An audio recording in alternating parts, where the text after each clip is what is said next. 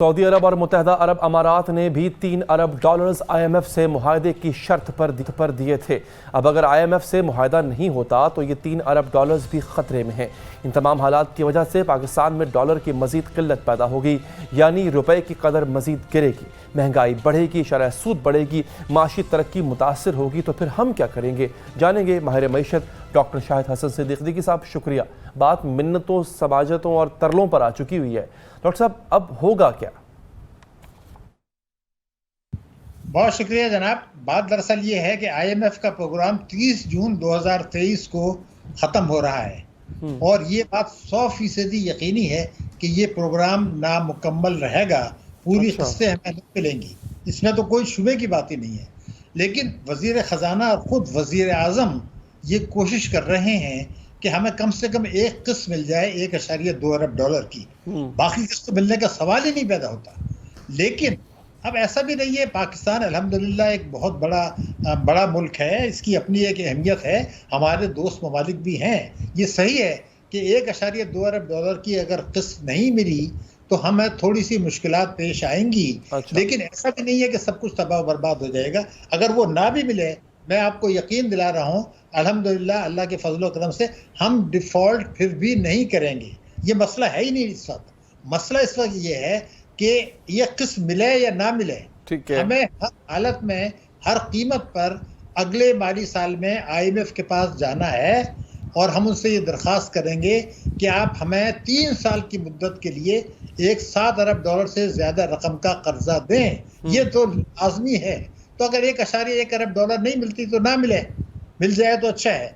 मसला हमारा ये है कि वो जो हम कर्जा लेंगे उसके लिए जो सियासी शराइत बहुत सख्त होंगी और शायद अमेरिका की सियासी शराइत सख्त होंगी और IMF की वो शराइत। अच्छा सर, लेकिन देखें, अब ये बड़े रेटिंग के इदारे हैं, मूडीज़ बड़ा इदारा है, ब्लूमबर्ग बड़ा इदारा है, ये कह रहे हैं कि पाकिस्तान की मईशत इतनी कमज़ोर है कि डिफ़ॉल्ट की तरफ जा रही है।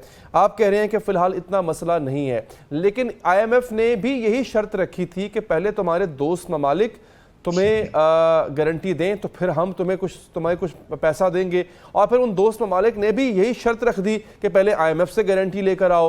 तो सर, हमें तो जिसे कहते हैं कि जिसे वो लाटू होता है, लाटू की तरह घुमाया हुआ है। अब ये बताइए, हम तकिया किस पे करें, हम किसका सहारा लें जब तक IMF प्रोग्राम शुरू नहीं होता? देखिए, मैं आपसे दोबारा अर्ज कर रहा हूँ कि अगर ये IMF हमें किस्त भी नहीं दे तो कोई तूफान नहीं आ जाएगा, हम डिफॉल्ट नहीं करेंगे, ये आप तस्लीम कर लें। अच्छा। क्योंकि हमें कुछ दोस्तों ने, जिसमें चीन सरे फहरिस्त है, ये यकीन दिलाया हुआ है कि फिलहाल वो हमें डिफॉल्ट नहीं करने देंगे और अमेरिका भी नहीं चाहता कि इस वक्त हम डिफॉल्ट करें। यूक्रेन की जंग में फंसा हुआ है, अभी उसको हमारी मदद की ज़रूरत है। वो पाकिस्तान को कॉर्नर कर रहे हैं ताकि वो चीन के बहुत ज़्यादा करीब ना आए और उसी को नुकसान पहुँचाना चाहते हैं। IMF से तो कुछ नहीं मिला, उसमें हमारी अपनी गलतियाँ भी हैं, लेकिन ये मसला ही है ही नहीं जिसमें हम फंस गए। मैं आपको बता रहा हूँ। अच्छा। मसला जो है वो ये है, मैं आपसे बिल्कुल वाज़ेह तौर पे बता दूँ। पहला मसला ये है कि मैंने आपसे जैसे कहा कि हमें 3 साल के लिए नया कर्जा लेना है। वो हम कब लेंगे? इसलिए कि 12 अगस्त को अगर असम्बलियाँ डिज़ोल्व हो जाती हैं और नई हुकूमत बनती है तो दिसंबर से पहले तो हम वो दरख्वास्त दे ही नहीं सकते। और फिर दिसंबर में अगर आप देंगे तो 4 महीने अगर IMF लेता है तो इसका मतलब ये अप्रैल 2024 से पहले हमें कोई पैसा नहीं मिलने वाला। एक तो ये मुश्किल पेश आएगी। लेकिन इससे भी ज़्यादा अहम जो है, वो जो तकलीफदेह बात है मुझे, वो ये है कि पाकिस्तान मुश्किलात में है। हमारी अपनी गलतियां हैं, सियासतदानों की गलतियां हैं, मेंबरान पार्लियामेंट की गलतियां हैं, हमारे इदारों की गलतियां हैं और हमारे बिजनेस कम्युनिटी की गलतियां हैं, स्टेट बैंक की गलतियां सही। लेकिन हमारे एक मुहिम शुरू हो गई है। एक तरफ तो नारा लगाया जाता है कि जी पाकिस्तान डिफॉल्ट के करीब है, हमारे साबिक सदर भी कहते हैं, वजीर दफा भी कहते हैं। मगर बदकिस्मती एक और भी है, इससे बड़ी बदकिस्मती है कि पाकिस्तान में एक मुहिम शुरू कर दी गई है बड़े पैमाने पर कि पाकिस्तान डिफॉल्ट का ऐलान कर दे, पाकिस्तान डिफॉल्ट का ऐलान कर दे। तो उनको समझना होगा कि पाकिस्तान श्रीलंका नहीं है, आलम इस्लाम की पहली जौहरी कुव्वत है, उसकी एक स्ट्रेटेजिक लोकेशन है। अगर खुदा न खास्ता पाकिस्तान आगे चल के, अभी तो नहीं, 2024 या 2025 में डिफॉल्ट करता है तो उसके जो मुज़मरात होंगे वो पाकिस्तान के लिए बहुत तबाहकुन होंगे। इसलिए ये सोचना ही गुनाह है। मगर ये जो मुहिम शुरू की गई है कि पाकिस्तान आज डिफॉल्ट का ऐलान कर दे, उसका मकसद क्या है? लेकिन सर, इसमें कहीं ना कहीं हुकूमत के अपने बयानात भी तो कमजोरी पैदा कर रहे हैं। शहबाज शरीफ साहब कहते हैं, आपने कहा चीन हमारी मदद करने को तैयार है और करेगा। शहबाज शरीफ साहब ने कहा कि चीनी कुछ कहते तो नहीं हैं चीनी भाई, लेकिन उनके चेहरे बता रहे होते हैं कि भाई कब तक मांगोगे।